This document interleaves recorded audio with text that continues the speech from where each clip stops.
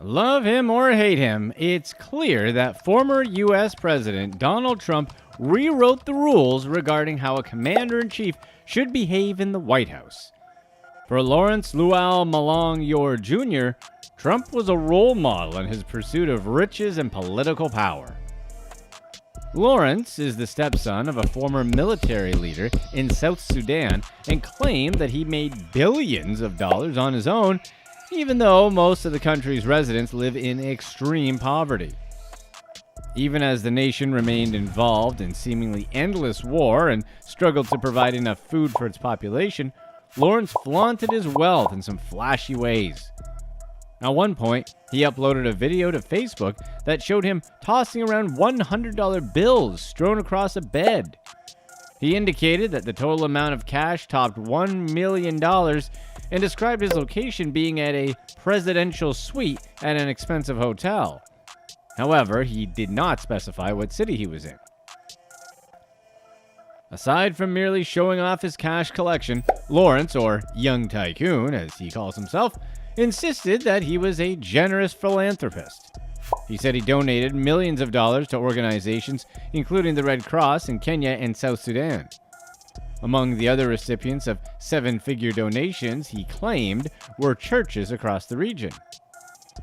Of course, representatives of these groups provided an entirely different story. John Mayom of the South Sudan Red Cross asserted that he knew nothing of any such donation, saying they were following up on this misleading and malicious claim.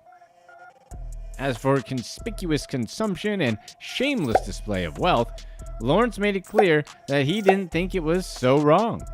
In fact, he described himself as a die-hard Trump supporter and pointed to the former president as a shining example of someone who's not ashamed of his massive bank account.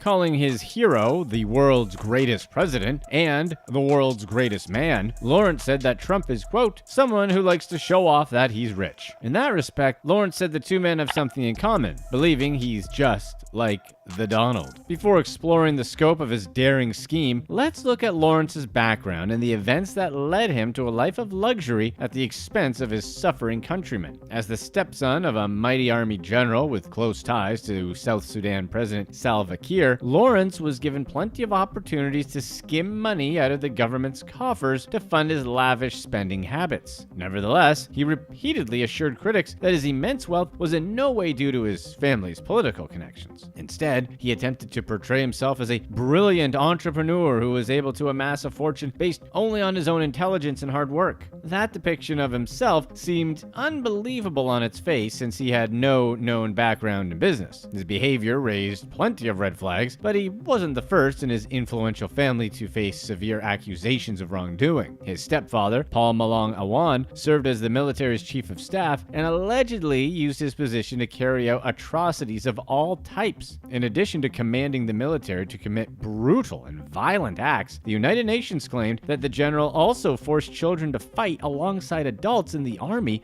throughout a years-long civil war. Lawrence was born in 1988, and his mother married Malong a few years later after his biological father's passing. This set the boy up for a privileged life with a nation that offered few opportunities to rise out of crippling poverty. His family moved away during his childhood, but he was considered a member of South Sudan's elite upon moving back. In addition to posing for photos with the president and other top officials, Lawrence was given the cushy government job of reaching out to foreign investors interested in launching diamond, gold, or oil excavation efforts. His position allowed him to travel around the world on the government's dime while adding expensive new items to his massive collection of luxury toys. Despite presenting himself as a billionaire tycoon, Lawrence simultaneously crafted the persona of a selfless public servant. He claimed that all of his efforts to make himself rich were also part of a plan to bring new jobs into South Sudan. While the nation sank deeper into the grips of war, Lawrence insisted that he only wanted to allow the citizens to lay down their weapons and earn an honest living. As it turns out, there wasn't much about his behavior that could be described as honest. He repeatedly denied accusations that he only got rich because of his family's connections. Instead, he said he was, quote, blessed by Jesus Christ, and promised ordinary citizens they could reach the same level of success. At one point, Lawrence insisted that his family name didn't make any difference. He was a businessman, and that's all there was to it. Although he tried to paint himself as a savior for the citizens of South Sudan, his social social media presence offered a different perspective. He posted Facebook pictures and videos that showed him next to private jets, luxury vehicles, and almost any other conceivable symbol of extreme wealth. Lawrence insisted that he didn't use his Facebook profile to flaunt his money and possessions when confronted with the apparent inconsistency. He didn't want to be a wealthy man, he just wanted to help his people through his Facebook. Wow, how noble. He often referred to himself using some favorite nicknames along with his staged social media posts. In addition to frequently calling himself Young Tycoon, Lawrence also posted a picture of himself flying first class and referred to himself as Smart Boy for life.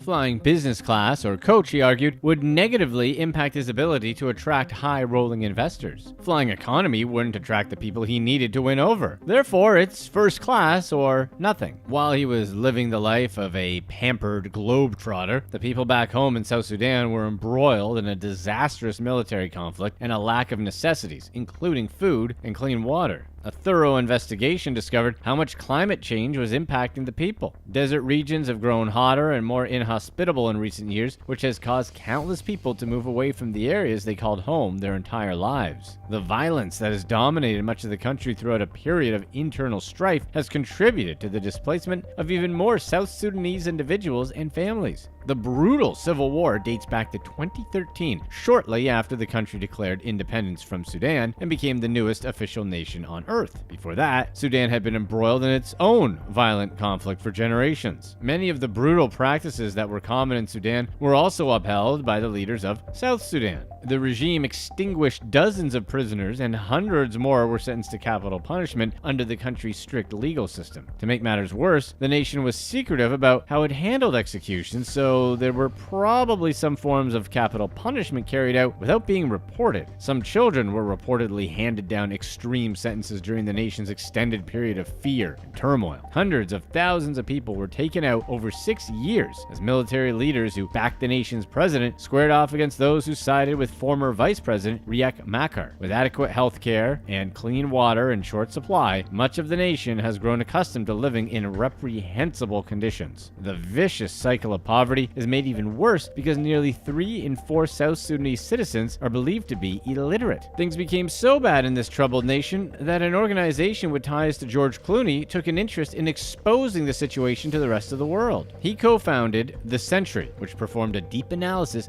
of what had gone wrong in South Sudan and what other countries could do to help. Following the eye-popping results of that probe, Clooney warned nations worldwide that the unrest in South Sudan could soon expand to impact other regions of the planet. He said that people should care not just because it's the right thing to do, but because at one point or another, it's something that everyone will be dealing with. The group's report determined that a corrupt network at the helm of South Sudan's government has been responsible for defrauding the struggling citizens of the nation out of what little money they had. Although Lawrence was the flashy big spender, his stepfather was really wreaking havoc behind the scenes. Malong was the governor of the northern Bahr el Ghazal region between 2008 and 2014, but when he took over as a prominent military leader, his behavior triggered some red flags. He was the top officer in the South Sudan People's Defense Forces until May 2017. During that time, he served as a personal advisor to the president and allegedly orchestrated a series of war crimes. Dating back to 2013, 2 militia groups carried out a slew of executions with the apparent goal of protecting the president and Malong. Reports of the atrocities captured the attention of the United States, which tried and failed to impose sanctions against the general and other high-ranking officials. As the Century determined in its report, Malong also collected a range of luxury possessions and extravagant residences in Uganda throughout this period. One spacious home was built within a fortress and boasted a 7,000 square foot floor plan. A second villa was about 6,000 square feet of space, built in an exclusive Bungu community. In addition to his government salary, Malong and his close relatives maintained a financial interest in various international firms. President Kiir has also courted controversy through his alarming actions and conspicuous displays of wealth. Although his salary as president was a mere $60,000 per year, investigations found that he had amassed a fortune in other countries. luxuries. Furthermore, his relatives were living in luxury and escaped the brutality and poverty affecting citizens in every corner of South Sudan. Close relatives of the president were tied to scams and schemes that allowed them to profit off the civil war while bringing more uncertainty and food insecurity to the nation. Kiir funded a sprawling ranch where he was free to store a range of weapons and other military gear that he bought with all his ill-gotten riches. There were even attack helicopters found at the ranch, leading to concerns that the unhinged president might turn his cache of weapons against the citizens he was supposed to be leading. While some corrupt political and military leaders can escape justice based on their financial assets and influential connections, Lawrence was finally brought to justice in 2021. He was eventually charged with a scam he perpetrated with a pair of accomplices. Prosecutors determined that the three scammers convinced a pair of foreign investors to sink their money into a fraudulent gold business in Uganda. As large sums of money moved through accounts based in multiple countries, evidence showed that the scam brought in more than $1 million.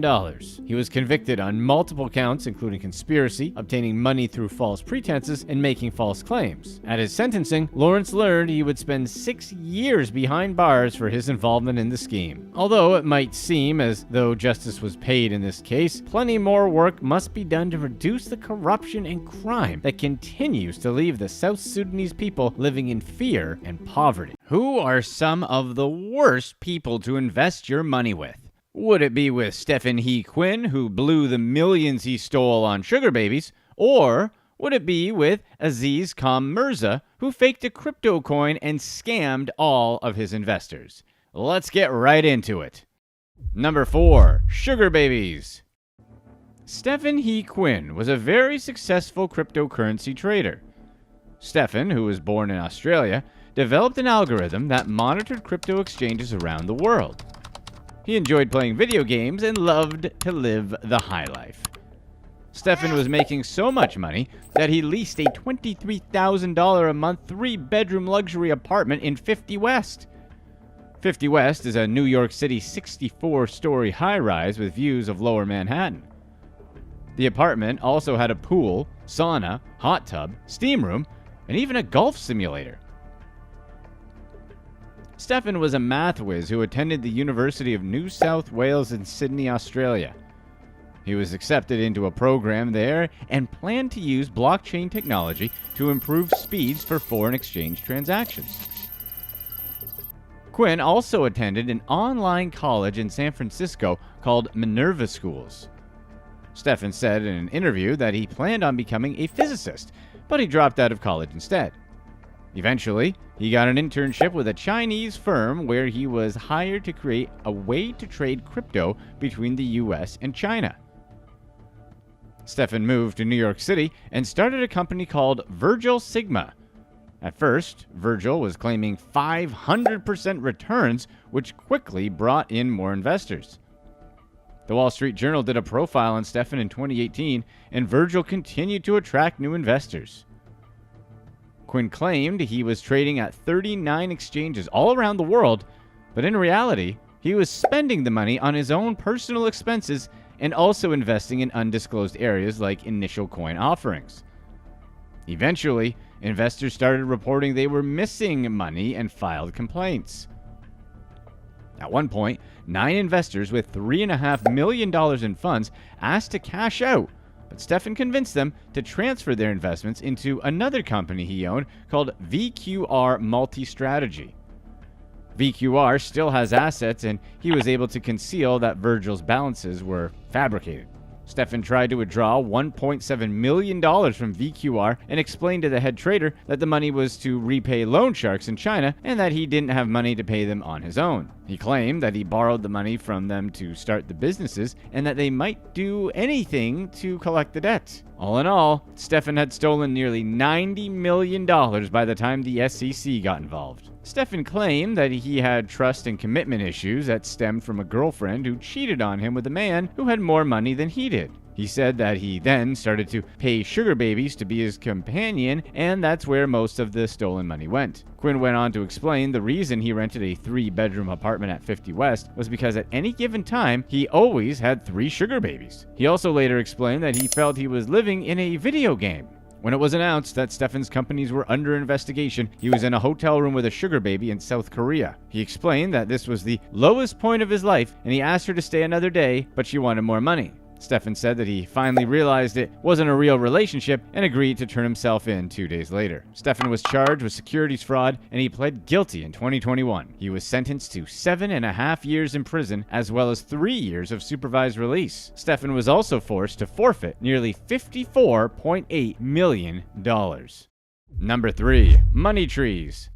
Andrew Skeen and Omari Bowers were supposed to be businessmen in charge of teak tree farms in the Amazon rainforest. Their company, Global Forestry Investments, had offices in Sao Paulo, Brazil, London, Dubai, and Abu Dhabi. The two men set up 3 farms, Bellum Sky, Parasky, and Paragrosso Plantation, and told investors that not only would they earn very profitable returns, but they would also help to protect the Amazon jungle. They also promised that they would build homes for the tree farmers, a performing arts center, and a school for the children. Teak is a type of hardwood that's very suitable for weather-resistant products. The trees are native to Asia, but plantations are often found in South America. Teak has a high strength and high oil content, and it's popular for making outdoor furniture, flooring, countertops, and building boats. Teak has been used as a material to build boats for over 2,000 years because, in addition to its high strength, teak is also very resistant to rotting, fungus, and mildew. The wood also doesn't shrink very much. Teak is also used to make doors and window frames, and it's resistant to termites and other insects. With all of these uses, it's not hard to imagine that it sells for a good price. Andrew and Omari would tell prospective investors that in this case, money actually did grow on trees. They also said that all of these plantations were being developed and that they were secure and well managed. In reality, nothing was happening on the ground, and the two men were withdrawing cash to spend on themselves. Skeen and Bowers held a champagne event and claimed investors would see a return between 10 and 20%, but it was all a hoax. Between 2010 and 2015, the men had taken over 35 million pounds and spent the money on their lavish lifestyles. The two men were using other companies to route the money and conceal that they were spending it on things like a Bentley Continental GT and a lavish wedding. After Global Forestry Investments went bankrupt, Skeen and Bowers tried to hide the funds and even obtain additional investors. All in all, over 2,000 people were scammed out of their savings and pensions. Eventually, Andrew and Omari were investigated and charged with conspiracy to defraud and misconduct. They were brought to court and were convicted of these crimes and sentenced to 11 years in prison. Number 2. Get burned. Chris Burns was a well-known investment advisor from Atlanta, Georgia. He had a local radio show and has appeared on Fox Business several times as well. Chris started a company called Investis Advisors and claims he was developing a peer-to-peer lending program. Chris explained to clients that businesses in need of money would borrow from them and pay back the loans with up to 20% interest or as a lump sum. From February 2017 until September 2020, Chris sold around $10 million in promissory notes to at least 40 investors. The SEC said the peer-to-peer lending program was a sham and that Burns was actually spending the money to fund his lifestyle. He bought $1 million lake house, a boat, cars, paid business expenses, and repaid earlier investors like any other Ponzi scheme. Chris was also purchasing thousands of dollars worth of airtime for his radio show so he could elevate his status in the Atlanta financial community. He also married his wife Meredith and they had a joint bank account with $150,000. In September of 2020, Chris started to ramp up the scam and received $320,000, which he transferred to his personal bank account or withdrew the money. Sometimes he even asked investors to meet at a local Dunkin' Donuts so they could pay their investments in cash. On September 23rd, Chris entered into a divorce agreement with his wife and transferred many of their joint assets, including the deed to their house, to her for $10. The next day, he transferred $165,000 to a personal checking account and disappeared. The SEC said that Chris became aware they were investigating him during this time. After Chris went on the run, the FBI charged him with a mail fraud scheme and a default judgment was entered in the SEC lawsuit that was filed against him and his companies. Chris would have to pay a civil fine of $652,629 if he's caught. He hasn't been seen since he left home on September 24th, 2020, but the vehicle he was driving was found abandoned in Dunwoody, Georgia. The FBI reported they froze various bank accounts for his businesses, and a federal arrest warrant was issued for Chris on October 23rd, 2020. But so far, there's been no action. Burns was also ordered to pay $12 million to the people people he scammed, assuming he's ever caught. His now ex-wife Meredith agreed to return $320,000 in funds he transferred to her as well. An attorney said there are two explanations for Chris Burns' disappearance. One possibility is that he's living off the grid and is trying to hide with a new identity. The other possibility is that Chris committed suicide when he was faced with being arrested. Chris is still wanted by the FBI. Number 1. Habibi Coin. Aziz Mirza said he was an entrepreneur and ran multiple companies in technology, real estate, automotive, luxury rental, cryptocurrency, investment, and media industries. Mirza is Canadian and lived in the Burj Khalifa in Dubai. He drove supercars and has over 800,000 followers on his Instagram. Mirza also said he ran an annual food drive for Ramadan that has fed over 35 million people. He and his brother Rocky got associated with an online community called the Muslim Entrepreneur Network, or MEN. They used MEN to organize get-rich-quick seminars and advertise their investment business called the Leverage Program. Com introduced his older brother Rocky to the team at MEN and said he was a math genius and the Steve Jobs of the Muslim world. Mirza also launched another business called the International Success Group, which was supposed to be a subscription-based educational website where Mirza would teach people how to better invest their money. It shouldn't be a surprise that Mirza and Rocky were scamming people. Anyone who's offering a get-rich-quick seminar is up to no good, and Mirza used cliche tactics like promising people they'd be able to quit their jobs. During a seminar in 2017, Com's brother Rocky told prospective investors that they would become profitable within the very first year and guaranteed financial freedom. After that seminar, around 1,200 people signed up for the program. Initially, the minimum cost to join was £5,000, but as time went by, the new members paid between £15,000 and £25,000 to sign up. By January 2019, the Leverage program had made over £4 million. The International Success Group was also converted from an educational website to an investment program. People were told they would get a 10% return within a year and spent between $5,000 to $150,000 to join. These people were from the US, UK, Canada, and the UAE. Com had invited some of the prospective clients to see his apartment at the Burj Khalifa and told them he was a real estate developer in Dubai. He not only guaranteed 10%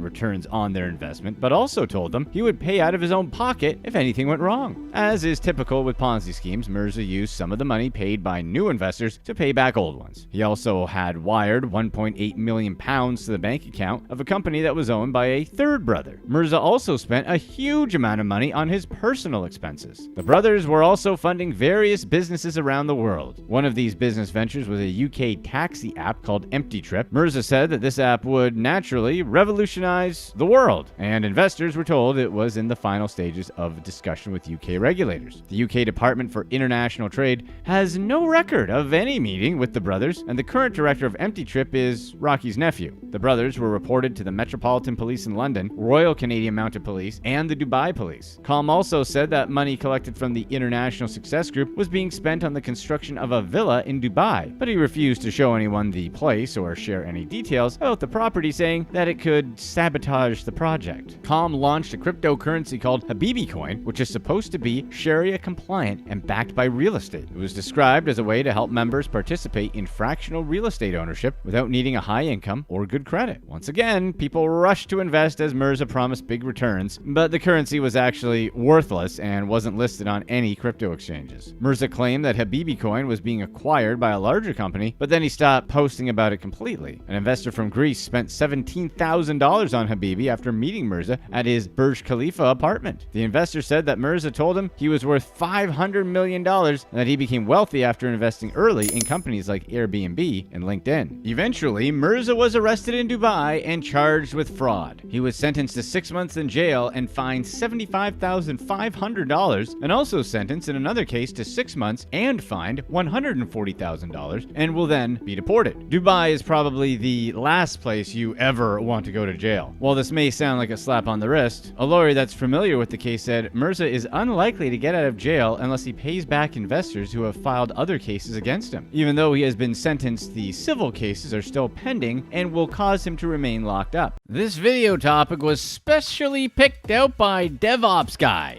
Special shout out and thanks to him for the great suggestion. If you ever have a scammer in mind you want us to cover, be sure to let us know in the comments or DM us on Instagram. With nicknames like Midwest Madoff and Playboy, You'd never think Tim Durham was shy and nerdy. However, you'd be wrong. According to people that grew up with Durham in Seymour, Indiana, young Tim was quiet and loved academia. One of his old middle school friends claimed he had a highly accurate photographic memory which helped Durham excel in STEM subjects like math and science. However, Durham lacked people skills. Durham's logical intelligence carried him to Indiana University, where Durham met his future wife, Joanne Service. He didn't know it yet, but meeting Joanne would eventually launch Durham into his career of financial crime. Joanne changed Durham in many ways. The most significant way she changed him was by introducing him to her father, Bjort Service. Bjort was a successful Indiana-based entrepreneur who owned a multi-million-dollar investment firm called Service, Inc. He attended law school and spent a few years at a powerhouse law firm called Ice Miller. In 1990, he began working for his father-in-law. Durham's first job at Service, Inc. was to rehab a failing school bus manufacturer called Carpenter. His job was to beef up the company's value and resell it for a profit. The pressure was on. Durham's father-in-law was not just an entrepreneur, he was an Indianapolis council member. Disappointing him would not be a favorable start to Durham's career in business. Service Inc. bought Carpenter in 1990 and sold the company in 1998. Durham worked on the deal for 8 years, which proved to pay off after Carpenter sold for enough capital to yield $1 million profit. That same year, however, Durham divorced Joanne, leading to his departure from Service Inc. Though he no longer had a job, Durham still had the clout from his Carpenter deal, meaning he could ride his brief success to other opportunities in the business world. And sure enough, an opportunity presented itself. A corporate takeover, specifically the takeover and sale of an auto parts manufacturer in Michigan. Before he could execute the takeover, Durham needed cash. He convinced investors to buy into the deal and sold the auto manufacturer for millions 2 years later, pocketing $5 million himself. With the big deal completed in Michigan, Durham established himself as a trusting person to give your money. Durham also discovered how easy it was to raise funds from investors by waving around his law license and past successes. The seed had been planted, and Durham continued to raise money for new deals, this time with a partner. Enter James Cochran, whom Durham had met through the Carpenter deal. Cochran helped Durham secure several new acquisitions for their new company, Obsidian. Obsidian pursued profitable deals, often with investor capital, which the duo used to go on a corporate spending spree. The first company they acquired was Danzer Industries. It resembled the last two companies Durham bought in that they dealt in the transportation industry, cargo trailer manufacturing to be exact. After that, Durham and Cochran purchased a tire recycling company, a business that leases buses, and another trailer-related corporation to add to their portfolio. As the success compounded, so did Durham's ego. Then, the shy middle schooler did something rather audacious. He took Obsidian public.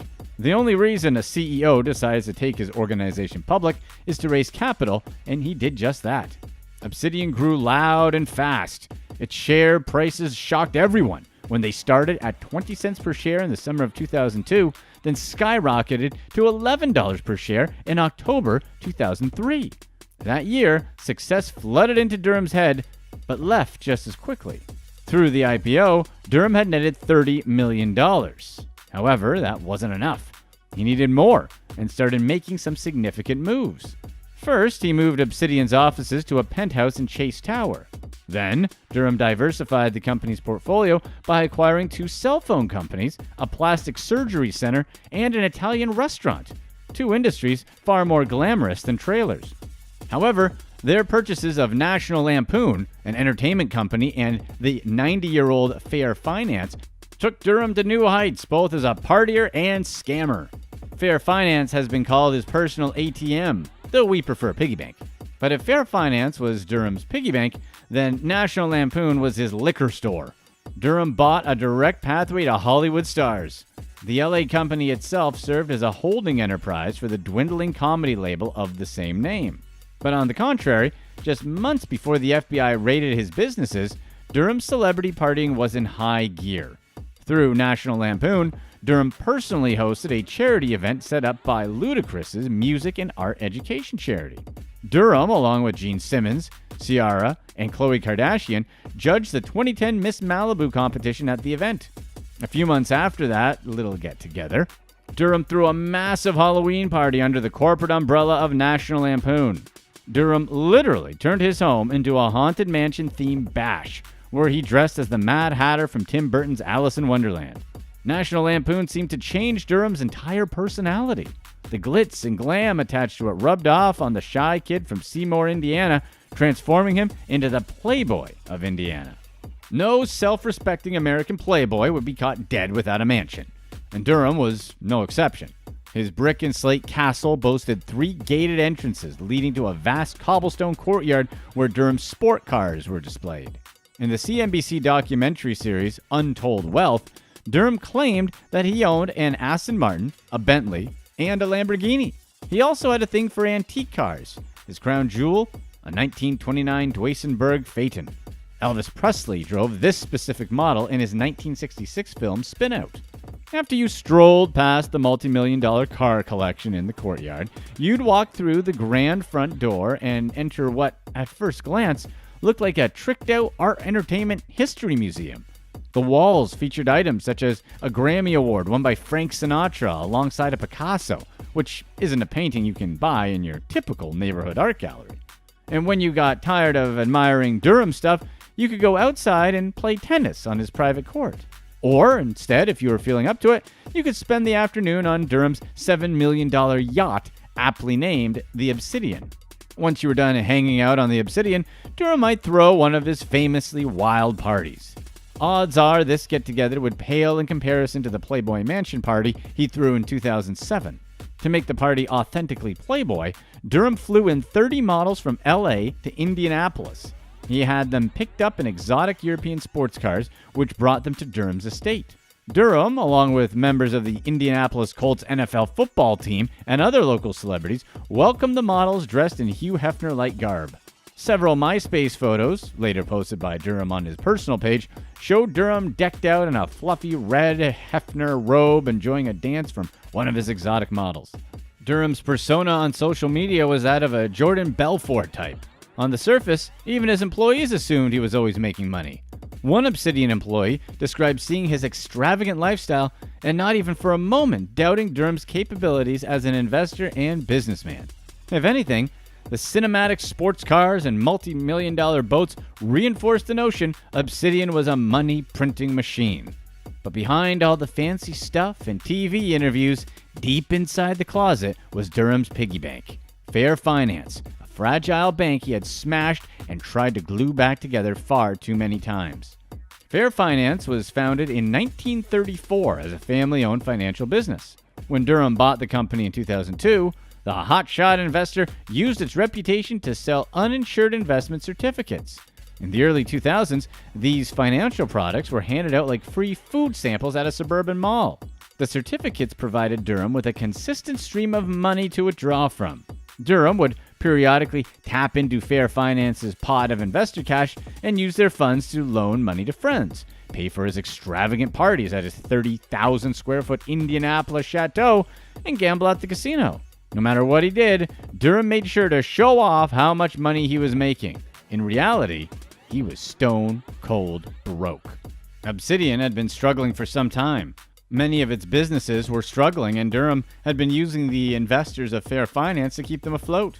These investors were working-class people from Fair Finance's home state of Ohio. They even helped sell investments to Mennonites and Amish communities. In other words, Fair Finance's clientele were not money gurus taking active roles in their investments. Some of these individuals didn't even use computers. That is why Durham described them as babies, whom he could take candy from any time he wanted. Until 2007, that is. The recession unraveled Durham's scheme like a tangled ball of yarn covered in complicated financial crimes. Upon investigating Fair Finance, authorities dug up some very odd-looking loans to both Obsidian and Durham. For example, Durham withdrew $250,000 to remodel his garage. On other occasions, Fair Finance loaned out money to Obsidian. Authorities estimate the total to be around $200 million.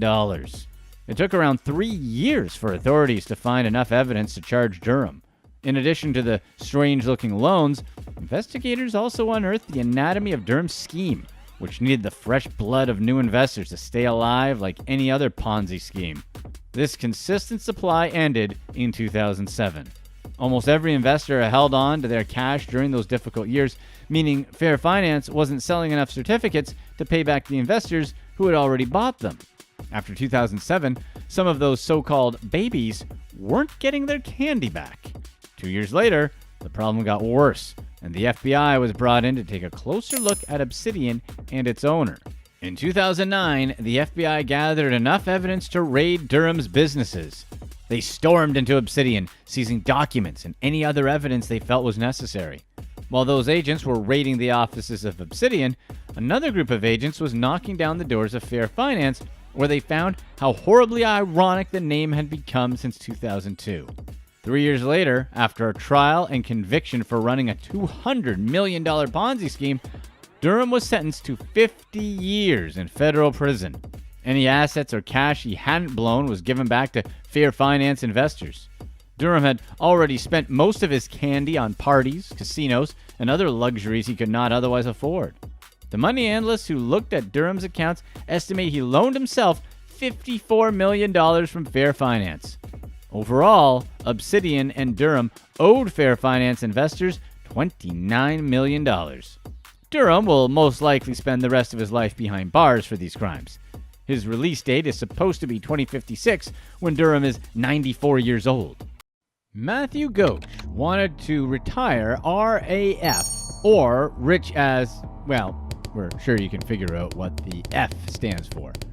And Ghosh wanted to make his money through a company built on the backs of sheep.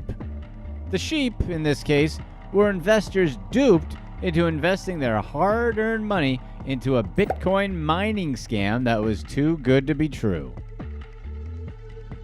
Silviu Balaki is a Romanian programmer hired by Ghosh to help run BitClub Network, or BCN. Ghosh instructed him to cook the numbers and provide fake proof of mining power, making it seem like their profits were much higher.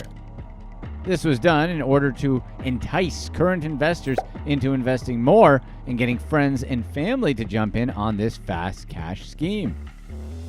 But at a $600 first-level buy-in, very little was actually going to the mining venture. This was something that most investors did not know. The profits that were being made were forcibly reinvested into the company under the guise of continued investment and continued growth. To Balaki, BCN's dealings sounded like Ponzi scheme fast cash grab. What if investors started looking closer? When the well-known and very illegal scam was pointed out by a very complicit Balaki to his unscrupulous boss, Ghosh, he shrugged it off. Ghosh wanted to build this whole model, quote, off of the backs of idiots. Ghosh then went on and bought a couple islands. Jobadiah, Joby Weeks for BCN's most visible salesman and ardent recruiter, a true believer in BCN and Bitcoin.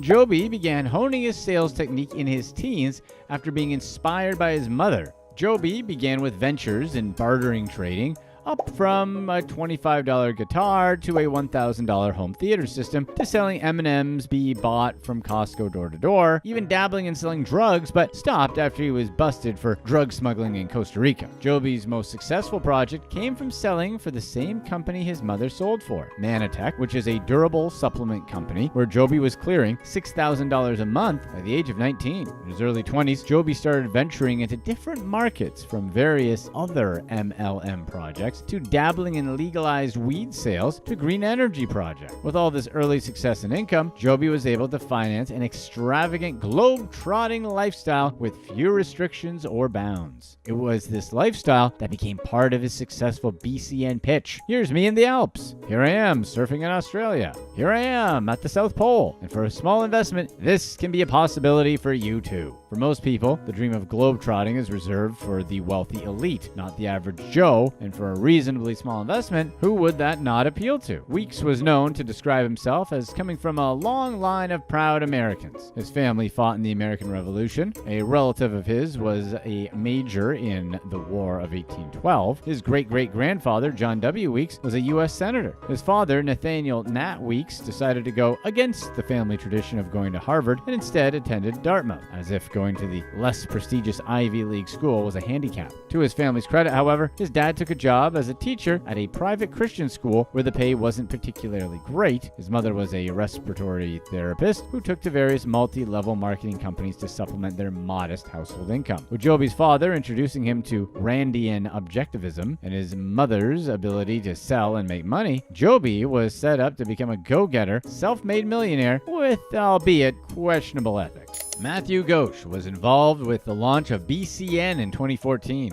After graduating in 2005 from the University of Colorado, Ghosh ended up in MLM selling for Weora, a supplement company similar to Weeks' Manatech. Weora came under fire from a lawsuit in 2012 for false advertisement claims. The company had been selling $50 cures to sick and dying people that contained little more than water and trace amounts of mineral called zeolite when the bottle claimed 2,400 milligrams, a fact Ghosh was most likely aware of. It's little surprise then that a man who had no problem ripping off people desperate for a cure or even just to feel better would be involved in a Ponzi scheme that showed remarkable disdain for its investors. The lifestyle created by BCN's founders and top promoters was the major draw of the scheme. They were living the dream of excessive wealth and the ability to travel anywhere at any time. On Joby's website, Weeks Abroad, he would show off all the places he was going and all the cool things he did, never staying in the same place for more than a week or two. His infant daughter, Liberty, visited all 50 states in 42 days, becoming the youngest person ever to do so, and by the time she was a little over a year old, had visited 45 countries. Jacoby's travels were so extensive they attracted documentary filmmaker Corey Rowe, who spent a year following the Weeks' family around on their globe-trotting adventures. Rowe also became a BCN investor, but seems to be rather happy with the experience in his relationship with Joby. Joby also bought a 13-bedroom mansion with an ocean view in Acapulco because he enjoyed the annual Bitcoin conference held there, where he gave presentations. Matthew Ghosh, with his access to hundreds of millions of dollars, formed about 23 shell companies that he used to launder his money. With his wealth, Ghosh was able to buy 2 islands off the coast of Belize, as well as real estate development on the Belize mainland, a condo timeshare in St. Kitts, a beachside mansion in Costa Rica, properties all over the U.S., a 58-foot yacht, and like Joby, bought his own airplane. The demonstration of wealth had shown what these men did with simple investments, and having them tell you that this could be a reality for you as well would sway anyone. So how did BCN claim to work? Potential investors were shown their dreams and presentations made by promoters like Weeks and told that for a small $600 investment, they could be on their way too. The first $100 was a simple membership fee, with $500 going toward funding the Bitcoin mining operation, the purchase of more equipment to keep the lights on, and so forth. Investors were to be paid in commissions from any daily profits created from the mining operation. Popular terms like passive income were often thrown around to show how easy this was going to be for you, the investor. To make the deal even sweeter, your earnings from the operation were going to be funneled back into the system to get you an even larger share, ultimately creating you even more wealth. The program seemed too good to be true, so to pacify any skeptics, BCN loved claiming to be, quote, the most transparent company in the world. Ghosh was integral in revenue breakdown of BCN, and it went something like this. 40% of investment capital on purchasing the mining equipment, 20% for operating expenses, and 40% was paid out as commissions. So daily earnings were going to pay for the massive amounts of electricity used to run the operation, and the commissions weren't being paid from the profits from mining, but through new investors, the hallmark of a Ponzi scheme. Of course, the minute new people stop joining, the whole thing collapses. BCN preyed upon investors who were unaware of how the business actually operated. The founders took advantage of investors' dreams of lavish wealth and travel. Ghosh, in online conversation with his programmer, Silvu Balaki, at one point bragged that their clients were the, quote, typical dumb MLM investor. Balaki was often told to cook the books, inflating and deflating earnings when convenient. Ghosh seemed proud proud of the fact that BCN was able to manipulate the number however they pleased to deceive any potential auditors. Investors were being told that the entirety of their investment was going towards the purchase of mining equipment, wholly unaware that it was only 40%, a fact that Balaki pointed out to Ghosh. He replied that of course the leaders knew that. It was the sheep that didn't. Blogger Ofer Bagel of 99 Bitcoins started looking into BCN in 2016, 3 years before the system began to unravel and federal indictments were handed down. On 99 Bitcoins, Bagel offers in-depth analysis of how Bitcoin works, legitimate places to purchase cryptocurrencies, and advice for the average person so they can get started in a very accessible way. So, when Bagel saw a BCN pitch on YouTube, he quickly noticed that the promoter didn't seem to really understand how mining pools operate and greatly downplayed the risks associated with crypto investments. Bagel began to take a closer look at BCN and found even more suspicious behavior. It was difficult to pin down exactly who was running the company. No names were actually given on their website. The "Who We Are" section was only a vague statement about, quote, a team of entrepreneurs, experts, professionals, network marketers, and programming geeks. The owner of the domain was unlisted, and even direct emails to the website asking who runs the show simply redirected Bagel to the site's vague "About Us" explanation. Bagel began looking at fake testimonials about BCN from other websites, amusingly finding one of the testimonials coming from a phony account with a man whose photo belonged to a convicted rapist, currently serving a life sentence for his crime in Mumbai. The metaphor was a little on the nose. The more Bagel looked, the more vague information and false testimonials he found. Further evidence that BCN is a scam came from Bagel attempting to sign up himself on the website, but was unable to do so without a sponsor. To pursue this, Bagel used the initial promoter he found on YouTube and was quickly directed to pay $99 to join without any idea as to what the money being paid was for or why. BCN's site did offer benefits of signing up, but even these were vague compared to other honest mining operations. There were different levels of membership for different levels of fees, promising greater and greater earnings.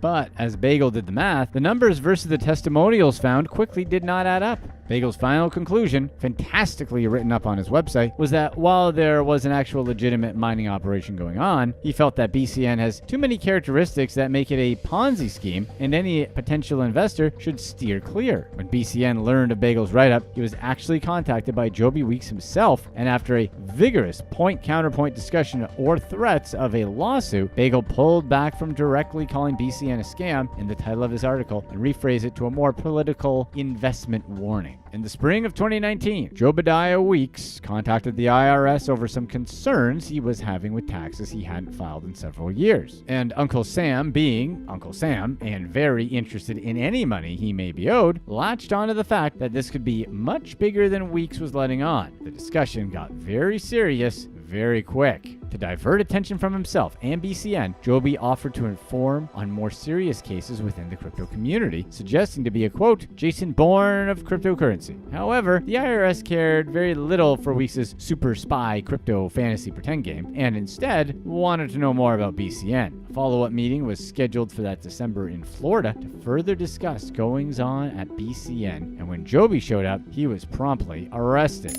Once in custody, Weeks refused to cooperate with agents when it came to his finances, which did him little good. In spite of his non-compliance, the investigation dug up foreign bank accounts, high-dollar international wire transfers, and evidence of crypto totaling around $124 million in cold storage. While Joby has always maintained his ignorance of any type of fraud committed by BCN, investigators found evidence that he may have been directing some investors on how to hide their investments, where to send their money, and what to label it as well as being far more aware of the scam than he let on. On the very same day Weeks was arrested, Ghosh was also taken into custody. When agents knocked on his door to serve his warrant, no one answered, but they noticed a figure rush by to a home office through a nearby window. With probable cause, agents broke down the door and found a panicked Ghosh in the entrance to his office, unplugging his hard drives in an attempt to make it more difficult for investigators to access them. Apparently, he thought having to plug them back in would be too complicated and the investigation would just stop. With Ghosh, agents seized over $9 million in assets, various various cold storage wallets and had shown transactions of more than $233 million,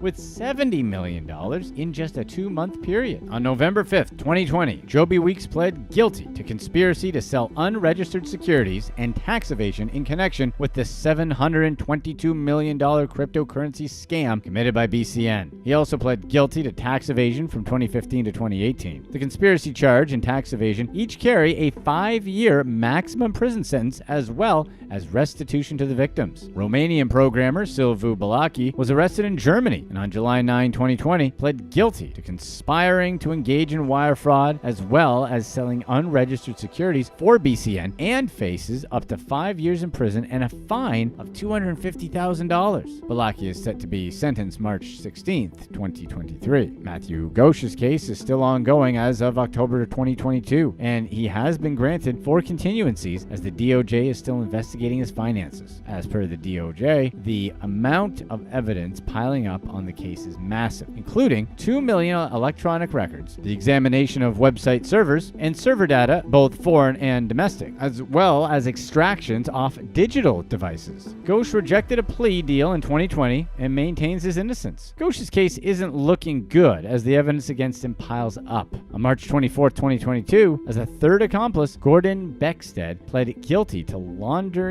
money for Ghosh. As a BCN investor, former CPA Beckstead created various shell companies used by Ghosh and others to hide their income. Beckstead also admitted to controlling accounts that were designed to hide the source of Ghosh's income, property, and various assets. In addition, Beckstead helped Ghosh evade his taxes that allowed Ghosh to avoid paying upwards of $20 million in taxes. Beckstead is facing laundering charges that carry up to 20 years in prison and a fine of $500,000, as well as tax evasion charges that carry a maximum of 3 years in prison and a $100,000 fine. He's still awaiting sentencing as of August 16th, 2022. Finally, the wizard behind the curtain was arrested. BCN founder and ringleader Russ Medlin, whose identity was kept under wraps, was arrested in Jakarta on June 16th, 2020 for unrelated crimes. Medlin had been on the run since BCN unraveled, and indictments were handed down, and his whereabouts were unknown. Most recent updates suggest he's still awaiting trial in Indonesia and is facing up to 15 years in an Indonesian prison. It's unclear if the U.S. will seek extradition of Medlin while he's in Interpol's custody.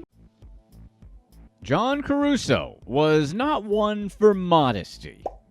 As the self-proclaimed Michael Jordan of crypto trading, Caruso showed off his successful returns on Instagram, with his associates sharing their new tattoos, sports cars, and nightclub jaunts. They used hashtags like grind state and level up with pictures taken at nightclubs or fitness centers to lure investors who sought a similar lifestyle. But Caruso, at the scheme's helm, didn't actually know anything about trading. Caruso is a short guy with small brown eyes. He wears the same brand names, Gucci, Louis Vuitton, that his associates wear. In a picture with his employees in front of a private jet, Caruso looks nervous and out of place, like someone's younger brother. As it turns out, Caruso is far from a crypto king. He was born in 1991 in Islip, New York, to John Albert Caruso, who in 2015 was named as a high-ranking member of the Colombo crime family. John had an extensive criminal record dating back to the 1970s, including at least 7 misdemeanors and 9 felonies such as grand larceny, fraud, forgery, and weapons charges. He went to prison several times. The apple doesn't fall far from the tree in the Caruso family.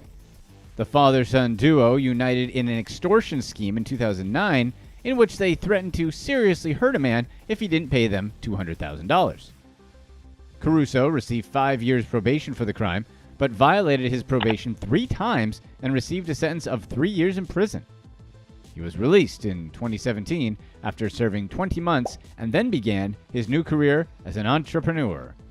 Zach Salter is the son of record producer Dan Salter, whose clients included big names like Lil Wayne, Sheryl Crow, DJ Khaled, the Jonas Brothers, and DMX.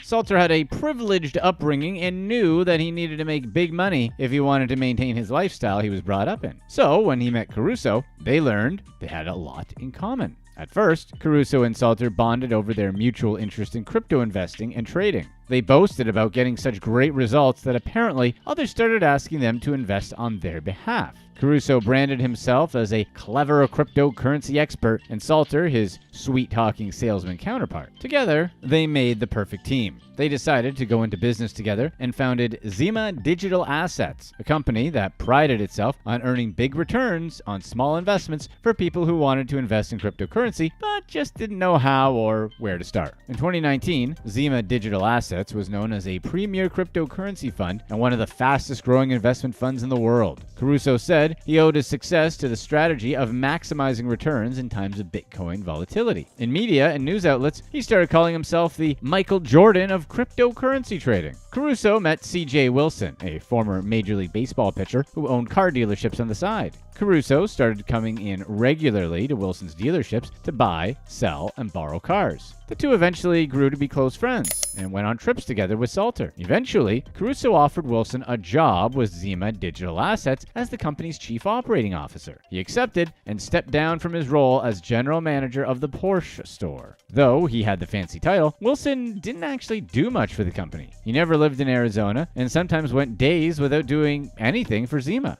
One of Salter's roles in the company was basically to make up jobs and fake labels for people. Soon, the Caruso-Salter duo were featured across the glossy pages of magazines and gracing the front pages of newspapers. And in today's world, their marketing strategy also relied heavily on social media. Salter shilled for his company on Instagram with the hashtag ZDA and investment information just a DM away. Salter told an investor that he had a team of 7 analysts and 2 executive traders working constantly to manage the crypto hedge fund. He promised 100% satisfaction on all of his investments. They not only used Instagram to advertise their business, but also to flaunt their wealth as proof of their success. Salter's Instagram grid featured brand new cars and multi-million-dollar assets. One of his Instagram stories listed Zima's investments at $1 billion. And it seemed like the company was doing very well for itself. In 2019, they sponsored carts and guitars, striking out poverty, and then held a haunted mansion charity costume party. Salter also boasted in an interview about how Zima held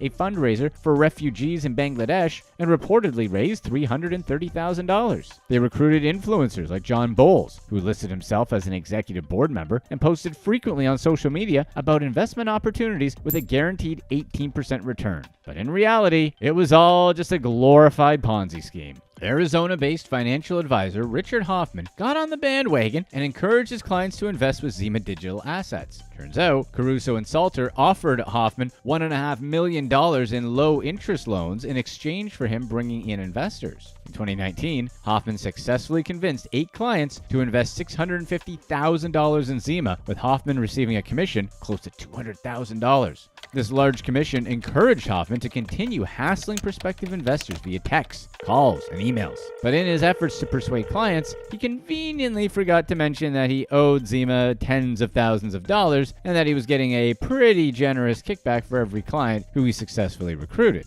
In August 2019, one client asked Hoffman if he was getting paid to recruit investors for Zima, to which he answered that he could only receive a 1% commission.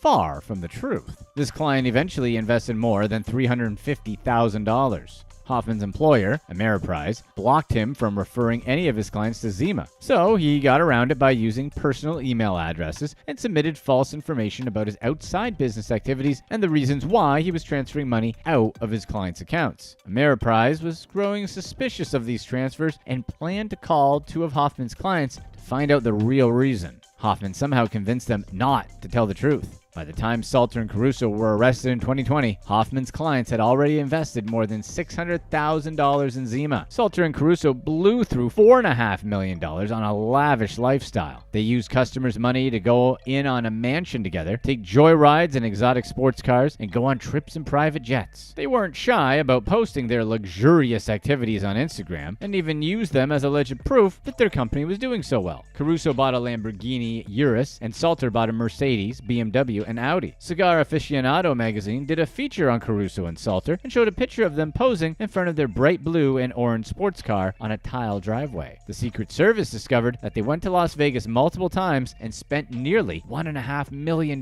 gambling. At the helm of what was supposed to be one of the country's fastest growing crypto investment firms, you would think that Salter was extremely busy, but that didn't seem to be the case, as he had more than enough time to pursue his music career on the side. He dropped Mixtape, Sweet Talker, and Sweet Talker 2. A bit ironic now, considering how he sweet-talked people into a phony crypto investment scheme. He hired professional videographers to shoot music videos of him singing slow songs. When he shared the YouTube video for his song Zaddy, he got more than 127,000 likes on Facebook. Most of his fans appeared to live outside the US, commenting all sorts of compliments in their native languages. Meanwhile, the leaders of Zima Assets were spending all of their profits. $350,000 on private jets, another $350,000 on luxury car rentals, $150,000 for Salter's Paradise Valley mansion rental. Records show Caruso reported a meager $22,000 in income in 2018, and Salter reported none. The math seems a bit off for people who blew $1.4 million on gambling in Vegas. Investigators found no proof that Caruso and Salter ever invested any money in cryptocurrency. Salter worked hard to manufacture the perfect reputation, one that painted him as a selfless soul, even while he was stealing the hard-earned money of so many of his clients. One magazine called him humble and praised how discreet he was about his involvement in charity. Salter liked to give off the air that he was a philanthropist who flew under the radar, quietly donating large sums of money without seeking the praise and recognition that goes along with it. According to him, giving back was one of his main purposes in life. He even got a tattoo after dropping out of college to remind him of his goal to feed the hungry. In a media interview, Salter bragged about Zima's consistent involvement in at least 3 to 4 charities at any given time. In January of 2022, the United States Secret Service arrested Salter and Caruso in Arizona on charges of conspiracy to commit wire fraud and money laundering. The Fed started watching them as early as June 2019 after an investigator learned that Caruso was sending millions of dollars from Zima's business account to his own and then using the money for personal use. As soon as social media caught wind of the investigation, the internet detectives got to work digging up mountains of incriminating evidence. Users found pictures of Caruso and Salter on private jets,